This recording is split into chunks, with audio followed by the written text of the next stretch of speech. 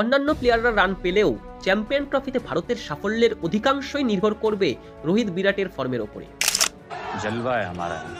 অতীতে চ্যাম্পিয়ন ট্রফিতে কেমন পারফরমেন্স রোকো জুটির দেখে নেওয়া যাক আজকের এই প্রতিবেদনে।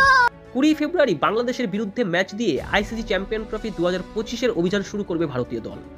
মেগা টুর্নামেন্টের আগে ইংল্যান্ডের ওডিআই সিরিজে হোয়াইট ওয়াশ করে আত্মবিশ্বাসে ভরপুর ভারতীয় দল।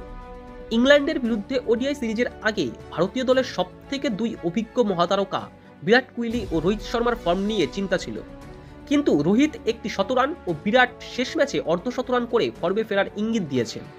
অন্যান্য প্লেয়াররা রান পেলেও চ্যাম্পিয়ন ট্রফিতে ভারতের সাফল্যের অধিকাংশটাই নির্ভর করবে রোহিত বিরাটের ফর্মের ওপরে। অতীতে চ্যাম্পিয়ন ট্রফিতে কেমন পারফরমেন্স রোকো জুটির দেখে নেওয়া যাক। চ্যাম্পিয়ন ট্রফিতে বিরাট কোহলি 13টি ম্যাচে 12টি ইনিংসে 88.16 গড়ে মোট 529 রান করেছে।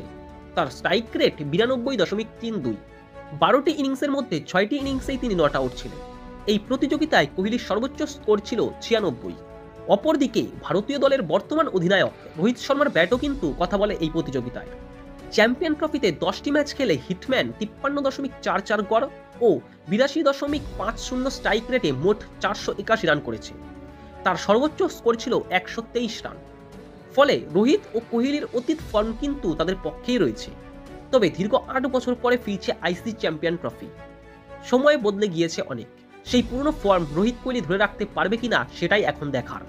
তোমাদের কি মনে হয়, রোহিত ও বিরাট কি তাদের সেরা পারফরমেন্সটা দিতে পারবে এই চ্যাম্পিয়ন ট্রফির মঞ্চে? অবশ্যই কমেন্ট করে জানাবে এবং এই রকম প্রতিবেদন পেতে আমাদের চ্যানেলটিকে সাবস্ক্রাইব ও লাইক করতে ভুলবে না। Thank you.